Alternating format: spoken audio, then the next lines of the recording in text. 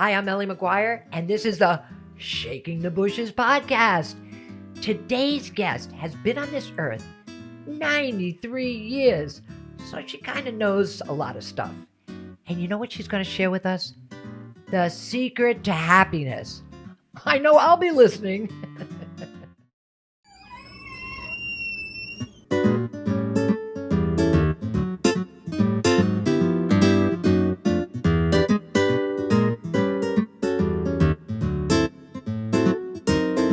Clarice Gothberg. Right. I am honored and thrilled to have you here at the kitchen table of my childhood home. And I'm thrilled to be here. Thank you for coming. Oh, I'm just so excited. Okay, so before we get into whatever we get into, I just want to give the audience, the Shakers, a little background here. So a couple of years ago, you're walking across a pedestrian crosswalk to get a cup of coffee and a donut. And you were volunteering at the food bank. Right. And you got hit by a car. Right. And broke your back. Right. All right. Then, most recently, you had major open heart surgery, correct? Yes, correct. And just recently, after the open heart surgery, you were helping a friend with some pots and plants, yes. And you just happened to miss a step. Yes. And you broke your femur. That's in your leg, the upper leg part, right? Snapped it in half. And then you went to Disney World. Right. It was your son's 70th birthday. Mm-hmm. And here's the big drum roll, the big reveal. This beautiful woman sitting next to me across the kitchen table just turned 93 years old, or I should say years young. Well, let's say years old at this point. But you went to Disney World after all of that. And so I think why I was so excited to have you here is you're such an inspiration, because as this whole world is getting older, we're getting younger. Right. And don't you think? And you're the perfect example. So let's talk a little bit about history. You've been at this kitchen table before, haven't you? I have. I knew your mother and I sat at this table. How many years ago do you think that was? About 68. It was in 68. So how it 1968. You do the math. About 50 years, I think. So you're kind of you're clued into this family. Yes. Yes, I am. And I have to say, if I were to just go to the point, you really helped my mother through some many difficult times. I think you were pretty much one of her best friends. I think so. We were very different, but I always saw life with a little bit of humor. And I could get your mom laughing. Well, when you say you're a little different, and as you know, I've written a memoir and I've certainly revealed a lot about my family, I think you're a lot different. Okay. I think my mom probably suffered from depression, and I feel wonderful talking about it because I think it has to be talked about, nowadays. Right. Mental health. I think she dealt with a lot. My dad, her husband was kind of a flighty kind of guy, shall I say, and, had his issues, and he was a drinker and all that. But through it all, I think the importance is friendship and girlfriends. And I think you kept her from the edge so many times. And you're such an inspiration, but you do it for so many people. Like tell us a little bit, you're a minister now, right? Lay minister it's called. Minister. I'm not ordained. Oh, okay. Yeah. But you're a minister. I mean, you volunteer more than you just live your regular life. I swear to God that you are just always helping others. That's what gives me joy. That's what gives you joy? That's what gives me joy. And when people tell me, oh, Clarice, you're too old, you shouldn't do that, stop doing that, well, then you might as well put me in a box. It's true. But okay, now I forgot to have children, but this is a kicker too. 93, and she's got 7 kids. Right. How many boys? 6. And a girl. Right. And I think one of my favorite stories, please just tell everyone this story, camping with 7 children. Well, where are you from originally? I'm from Iowa. Iowa. There's nothing, what's that song about the Iowa way of living? Iowa. So you're a Midwest kind of girl. Yeah. And so you and your husband, Don, who I love and who we lost, a couple of years ago, but he's in our hearts. Yes. You and Don decide to get the station wagon out and take 7 children, and I think some friends. No, there were only 6 at that time. Oh, okay, only 6. And you go across the country. We went not only to Iowa, but we had been living in Spokane, Washington, and that's where his family lived. So we took these 6 kids in this station wagon that we were making payments on, and we had actually gotten a loan for $1,000 on our life insurance, so we could do it. I don't know if that's the part of the story you want to hear, but it was a very important part of the story. So with $1,000, you're going to go cross country, right? In a station wagon. In a station. So where did you stay? In campgrounds. Unless we were in Iowa, and then we stayed in the yard of our cousin's farm or something like that. And when we got out to Spokane, we stayed in the driveway a while in Don's parents' home. And then we rented a place on the lake, and we stayed there for a week with Don's mom and dad and all the kids and everybody jumping in the water and trying to keep them from drowning. And, and then we came back home across Canada. Wow. Yeah. I mean, this is a testament to you, because I don't think you're a housewife. You're a housewife. You're a mother. You're a wife. You're taking care of everything. And then you go camping with 7 kids. I mean, where did you get the stamina and the energy? I had my husband, Don.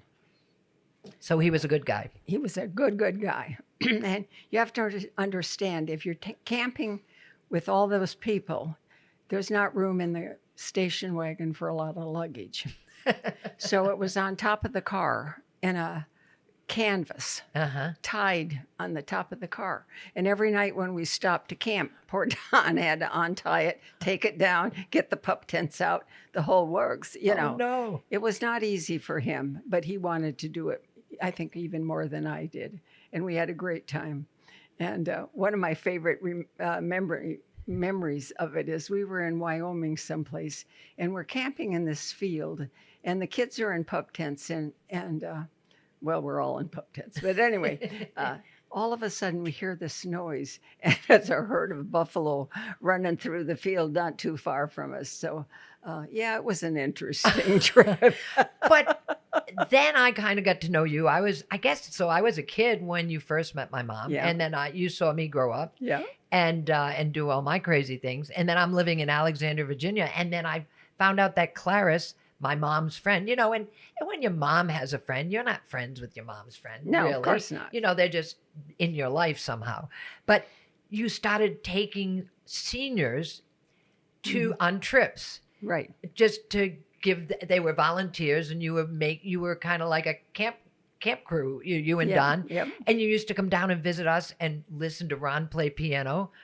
You'd do a whole party and all that. I don't think there was any grass that grew underneath your feet. I mean, you always were doing something. Right. And you were always volunteering. That's the thing. And I think that's why I wanted to have you on, because I feel selfish just talking to you. I mean, you're always helping people. Right now in your house, you have people living with you.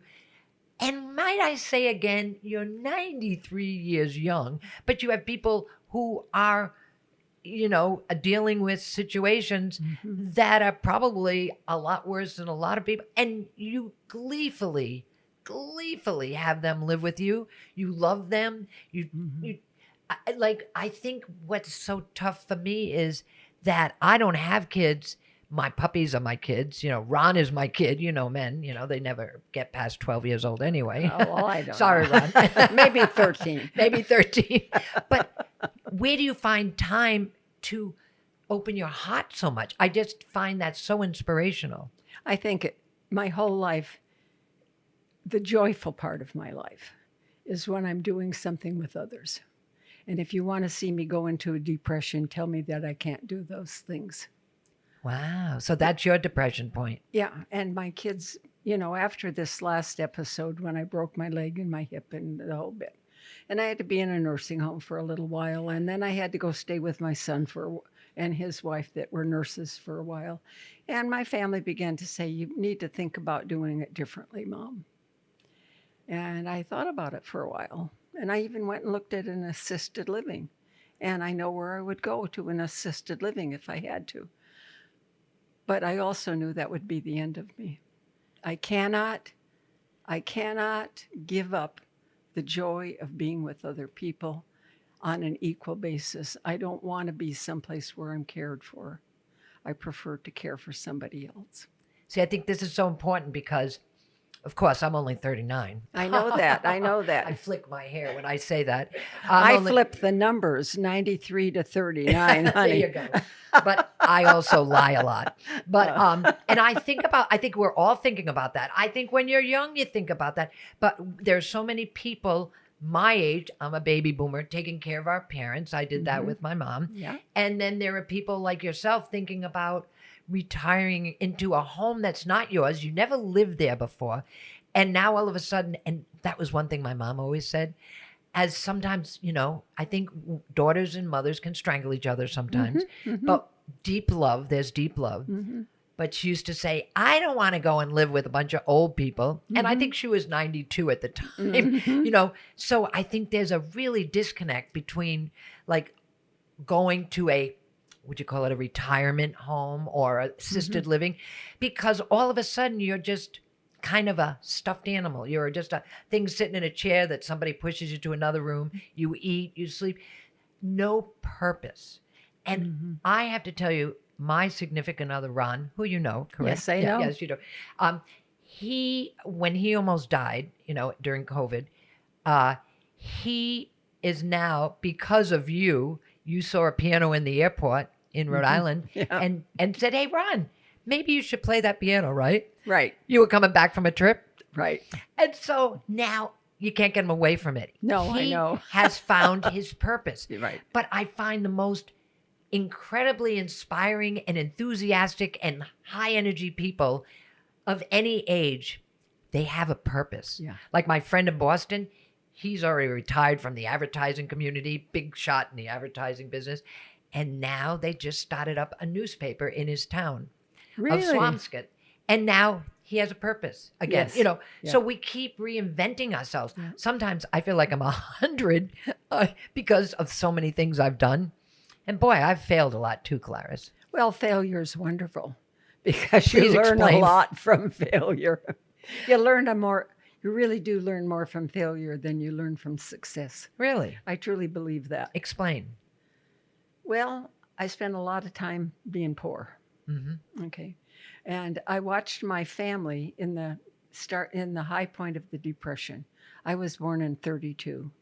And my father, I think, was kind of seen as the golden boy of the little town where we lived in Iowa, because he'd gone away to a business college and he'd come home in the early 20s from that and started a hardware store and a plumbing business. And the Depression hit and he lost everything. Wow. And he lost it the week before I was born. And the family had to go live on the farm with the grandparents and all of this until I was about second grade. We moved to another little town and he got started again. And I can give all his life story, which is remarkable. But from seeing that with my family, that they never let that failure get them down or well, stop not even them. Be their identity. That's what I want to say. I always said that they maybe were poor in money, but they were never poor of spirit. And I think that's what I learned. Interesting. Yeah. So I believe that we should not measure ourselves by the money that we have. We should measure ourselves by the positive outlook we have, our view of the future. Somebody told me not too long ago, learn from the past, live in the present, and plan for the future.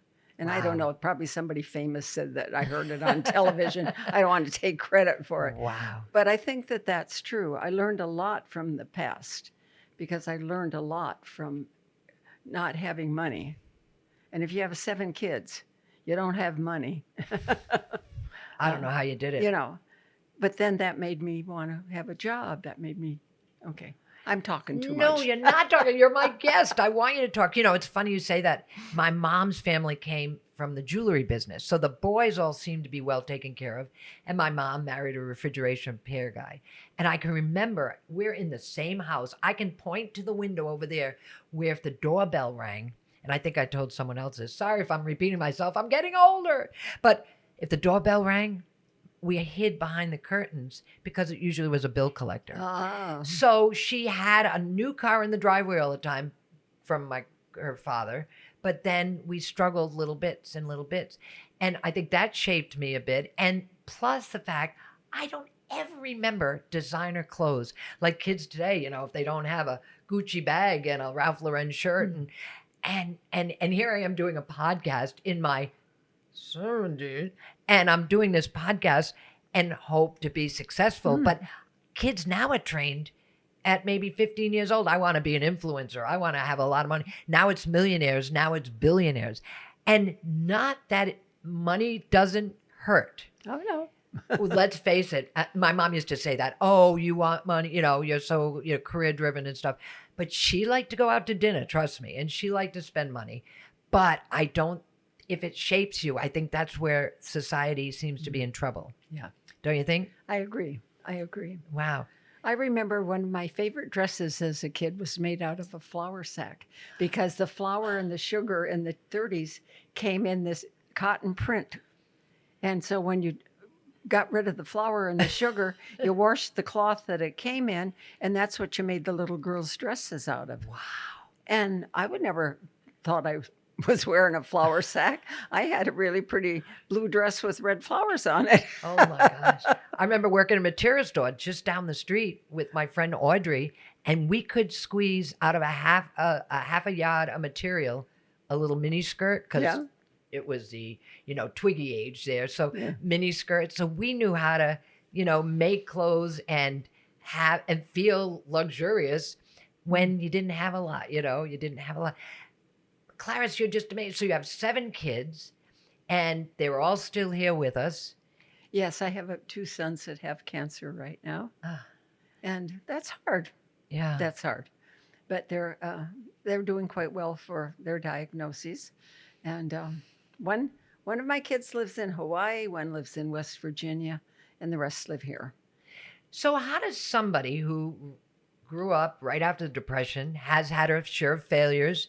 One thing I loved is one time I remember talking to you because I want you to know right now, I'm not perfect, Clarice. Oh, no? I'm so sorry to have let you know that. Oh, I'm sorry too. But anyway, but sometimes Ron and I are very creative. And I sometimes think creative people clash. So, you know, you might be walking down the street, you might be hearing a little conversation that's louder than normal, right? It's called a little argument. And I said that to you once and you went, oh, Don and I used to argue all the time. And I thought you were perfect. I mean, my mom, woohoo, she had her issues and she was a little out there, right? But I always used to think, Clarice is perfect. And when you told me that you and Don had fights, I'm like, oh my God, I love you even more. Because I think everyone thinks that you are the kind of the one that's off and everybody else is just wonderful. No. My oldest son said to me the other day, hey, Mom, I really remember you yelling at Daddy. And that's true. I love that. It makes me feel so much better. But I think that's how AA works. And Alan, is you sit around and you talk about your, you know, what's going on in your life. And then you hear the guy next door and you're going, I'm not so bad off. No, I don't think so. So I want to get into volunteering. Something that I just think is you're so inspirational on is how do you find the time? You know, you've got 7 kids. Clearly, you're keeping up with them and grandkids and great grandkids and all that. yet you're always volunteering. Tell them a little bit about the food bank. Is it Open Table of Christ, Yes. right? Okay. Well, the food bank is one of the ministries of the church. We're a United Methodist church, and we really do believe in justice. In what? In justice. Justice. And so we really believe that it's very, very important that the church not be just worshiping, but they be doing what you should be doing. And so the food bank serves 500 families a week, and we've got a congregation of about 40. So you have to know. You do the numbers. Wow. Yeah, you have to know that that's devotion by volunteers. And so that's wonderful. But we meet the most wonderful people there. And yeah, so volunteering is very important. And we need money, obviously, to do all of this. And if you got 40 people in worship on Sunday, even if you're quite generous, it's not enough.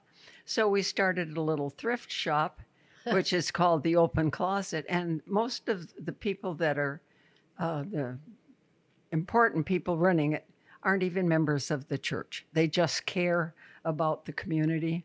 And they make about $40,000 to $50,000 a year through that thrift shop, which supports the other ministries. Which supports the food bank. Like it's almost like the little engine that could. Yeah, it is. I know Ron plays piano at the services sometimes, and I sometimes come in. You have these bazaars, you do all this stuff, and it just makes me go, oh, I'm not worthy. I go to this thrift shop. I mean, I've gotten Ralph Lauren shirts. What's amazing is people give wonderful things away, and I love that because you're recycling and reusing, and you're it's giving it a life, and it's not going in a landfill. So I love that, and I try to support that. But every little cent goes to help feed or their mental well-being or something, and so it's almost this. It lives within itself. It's like this recyclable, earthly thing that you're doing that just blows me away that you have this time for it. And one time, I think there was something going on that you might have been not involved as much. And you said that's when you went into severe depression? Yeah. It was shortly after I broke my back. That can do it. and COVID had come, and I just didn't know who I was. And so I called 5 friends, and I said, would you just come over on Tuesday and sit around the picnic table with me and just talk about positive things, because I don't know what to do. I don't know what to do. So they came. And I said, would you come back next week? Yeah. Would you come back next week? So by the 4th week, one of the women said, I think we're going to call ourselves the Good News Girls. The Good News Girls. I love that. Yeah. So we started out just being sure we affirmed in one another something good that was going on in our lives. Because I think in COVID and everything, we all got a little bit down, to say the least. It didn't take much. Well, anyway, we've kept meeting on Tuesday mornings. And there's now between 11 and 13 of us. We come from all different places. And I'm being very bossy. I throw out the question of the morning. And you kind of got your own podcast. I do. And I'll just throw out a question. And if you're there, you have to answer the question. That's the deal. And it starts the conversation. And it's supposed to last from 10 to 11. It usually lasts from 10 to 12. But it's very positive. I'm talking too much. No, you're not. Look at that. Why, okay, that's a perfect thing. I love that you just said that. I'm talking too much. Women have this thing where, I'm talking too much. Like, we're supposed to behave. We're supposed to walk a little bit behind people. I just find that crazy, but I do the same thing. And I'm always worried about what other people think. And, I'm talking. You're not. You're inspiring. That's why I have you here is, please tell me. Okay, I wrote this down on my notes. So, Clarice, what do you think the secret of happiness is? The secret of happiness is not just always measuring everything that's going on through the lens of what you want. I don't know if that's a good way to say it. But if you're talking to somebody and you've both seen the same thing, for instance, and the other person only sees the negative or what should be different or some gossip part of it or whatever. Happiness comes from seeing, not being a Pollyanna, you have to look at the world in a real way, but seeing the good or seeing the possibility of transformation or seeing the possibility of change. So I believe happiness is being a very important part of the world, and to do it in a positive way. I'll tell you something that you might not really know that much about me. My family and my husband's family both have somebody in their family that's schizophrenic. And when I was a child, I saw the grief that caused my grandmother and grandfather because they couldn't face it in those days. We're now talking the late 30s. To be Probably didn't know a lot about it either. Yeah, and so to know somebody that you loved that was mentally ill and not making any sense was awful. And so I always had this feeling for people that were mentally ill. And so through my job, I linked up with the IMH and I linked up with some psychiatrists and some people. That's the Institute of Mental Health, correct? Yeah. And in my job, I was in charge of hundreds of volunteers, actually. And I linked the mentally ill with the volunteers that wanted to do good. And was willing to start some things that were kind of innovative because I wasn't looking at this part of the person that was mentally ill as sick. I was trying to see the part of them that was still well. And so we started a day program. We started a day program 1 day a week, then 2 days a week, then 5 days a week. And the Institute of Mental Health put the people from a ward on a bus with food and sent it to me and my volunteers in the basement of our church. So you had a busload of people from a mentally, I hate to say mental institution. It was from a mental institution. But nowadays that's not woke probably. But in Right. people in a housing Right. situation, they get on a bus And they come to you for lunch. They came to me from 9 till 2. Wow. And our volunteers did things. Women made quilts with women that were sitting in rocking chairs at the Institute. The men did things. Then we started having them help the cook.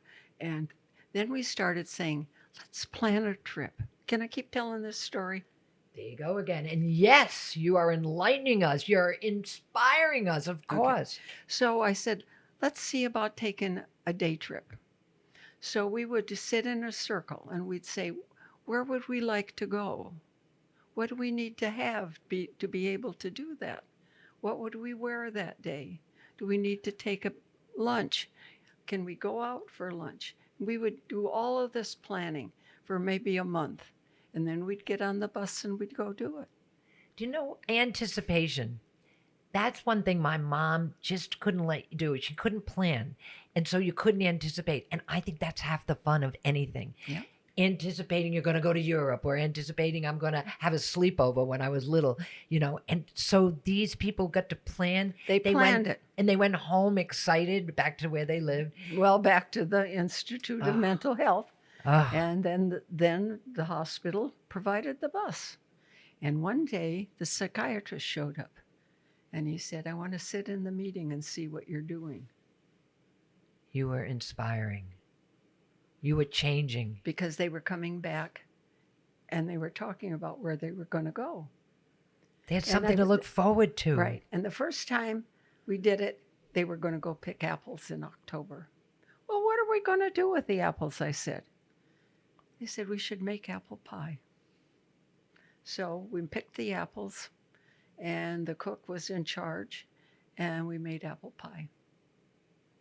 And something simple like that was so much fun. It was so important. Yep. So then I said, and they all thought I was, I belonged with the patients, but I said, I think they need to be in a house. I think they need to go out for dinner. I think they need to be with family. So the first thing we did was we invited their family to come for a Thanksgiving dinner where we were having the daycare. And that went really well.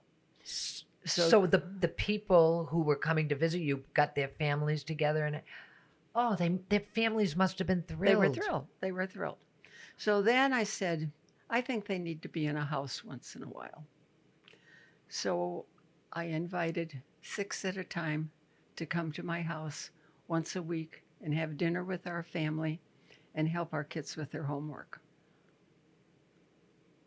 And everybody said, bad things might happen. I said, no, bad things won't happen. And no bad things happen, and good things happen. Wow. You were just giving these people a life. What I'm saying is not just that, but I'm saying whenever we look at somebody that has a problem, let's look at what's still well. Let's look at what's still working. That just gives me so much information to go off into the world right now. Sometimes you look at someone and you might have had a rocky situation with them, but what are they going through, and what are the people, and what are they going through, and what is the good part about them? Yeah. That I can embrace. Yeah. Wow, that's brilliant. My brother was a schizophrenic, as you know, Yeah, and you helped my mother through many a time. In fact, I've got to write down, you're my historian. I think, isn't there a story where my brother thumbed across the country? Yeah, I think he thumbed out to Washington State, not Right. Washington, D.C. And From Rhode Island to Washington State. And then somebody out there called your mom, and she then knew where he was. And then she got a nurse to fly home with him. And he was emaciated from what you told me. Yeah. So you're my historian, and that's one of the things that I just don't think we appreciate our elders, although I'm an elder to many people now myself, but is that there's this history, and that there's this, you can learn from the past, and we shouldn't forget the past That's either. right. Now, one of the things to flip over real quick here is I have heard rumors that you, my dear, would like to do stand-up comedy. I do it all the time. It just happens to be in my living room. But why don't you try? I mean, I would love to do that. I want to take you. Do you have like a routine? Have you practiced? No, but I just I have enough stories because of having 7 kids that I've got a routine that'll last my life.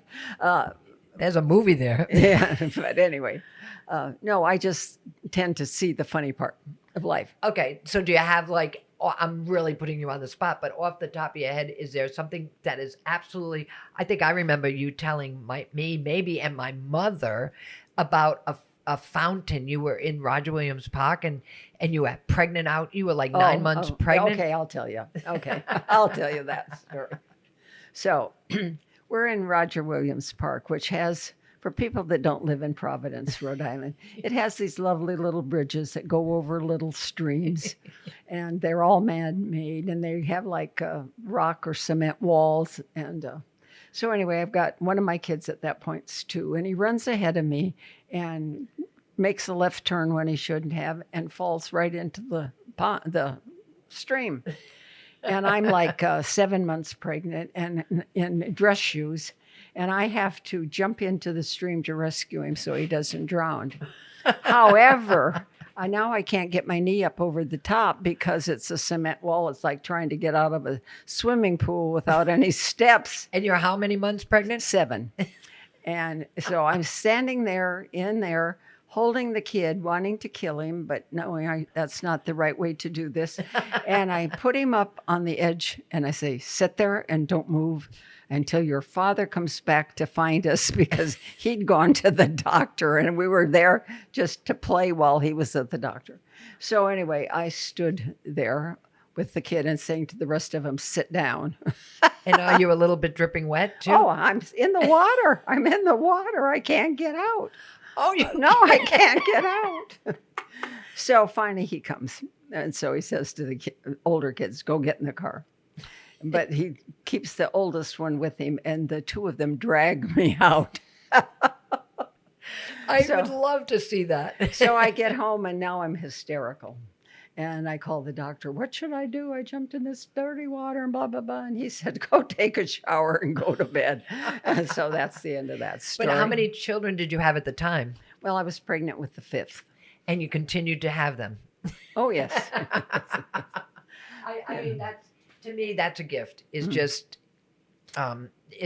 having kids and what women do, you know. That was my next question. My last question is, can women have it all? I don't know. They have it all, but they have it differently. Explain. So we can work. Yeah. We can have good professions. We can do all kinds of things. But women still have something special to give to family. I still believe that men and women have some different skills that they need to keep and honor, while they can still be doing the same things. You know, I can have a woman plumber and a man plumber. Okay. You know, we can have it all, but we can have it differently sometimes. Does that make sense? So we can have it all, but it's different, of course. You know, I just don't know how women in the 50s, and you're one of them, had kids, and then your husband is away, and he's been interacting with adults all day. You've been changing diapers, and yet, you know, you want your husband to come home and be, hi, honey, and have this adult conversation. Yeah, but this is what I did. What? I joined a group that was called the YW Wives, and it was started by the YWCA, and we met every week, and there were like 20 of us, and we had babysitters for our kids in the next room, and we did fun things every day, every Tuesday morning, and that was what I did back in the 50s. It was Y, say that again, Y? YW Wives. YW for the YWCA and Wives. Okay. And wives, they had this group, and it was for the wives. And so it was a reprieve, would you say? Yeah, every Tuesday, and it was interesting, and we tried playing tennis, and then we did all kinds of things, and then we decided we should do something that maybe was helpful to others, and we decided to adopt a girl from the girls' training school that we wrote to, and we visited and helped. When they got out of the training school, we helped integrate them into life. You can have it all. You just have to think about how you're going to have it. It isn't a competition. It's not a competition with men. I don't believe that. I've got lots of men friends. I've got women friends. I've got men friends that did the same kind of work that I did. I know women now that are plumbers. I mean, you can do it any way you need to do it. But it isn't a competition. There isn't jobs that are should be thought of in a less way for women than there are for men. That's why we fight for equal pay. That's why I'll come back someday and tell you about the fights we've had, so we do have equal lives in many ways that we didn't used to have. Say that again. Just explain. I said, such as credit. Oh, credit. I mean, when I first asked for a credit in my name, what a laugh that was before the law got changed. Wow. And that was what, in the 70s? 73. Yeah. 73.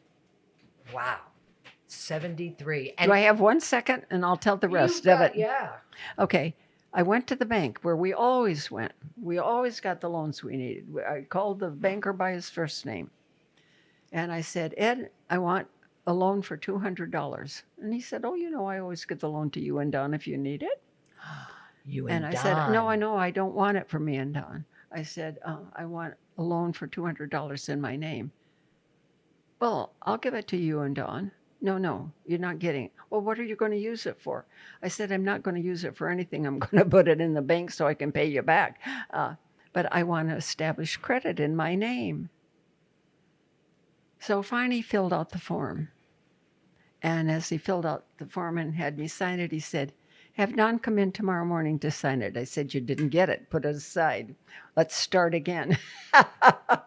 So I did. I got the loan. Yay. But I think that he was worried that somebody was going to come down on him for it.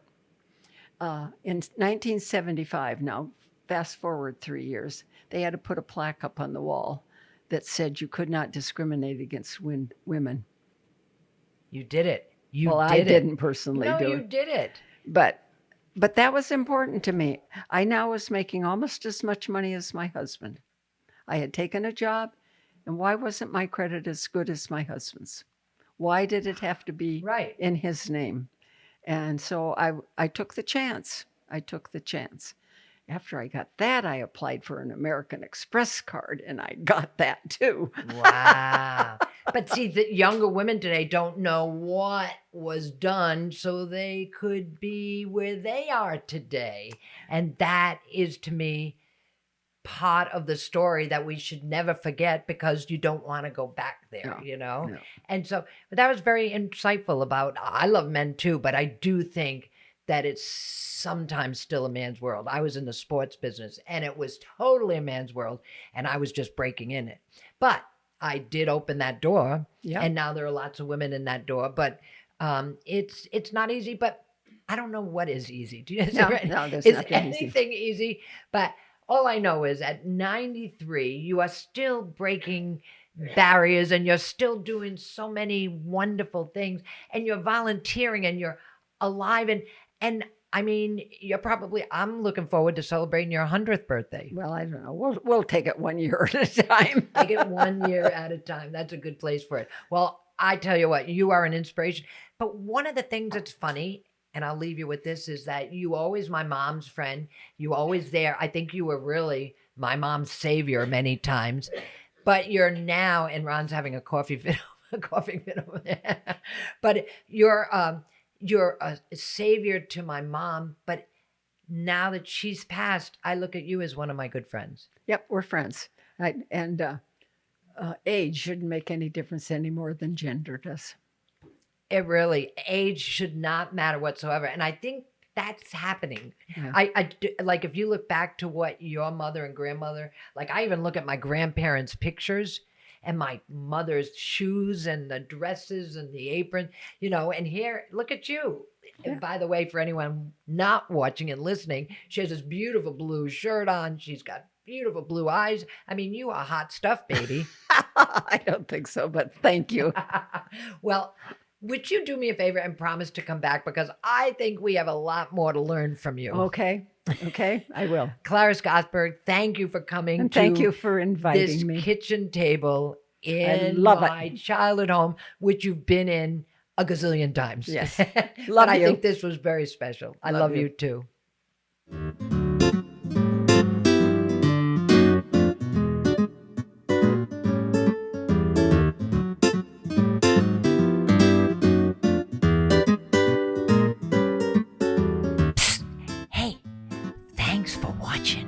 Shaking the Bushes podcast.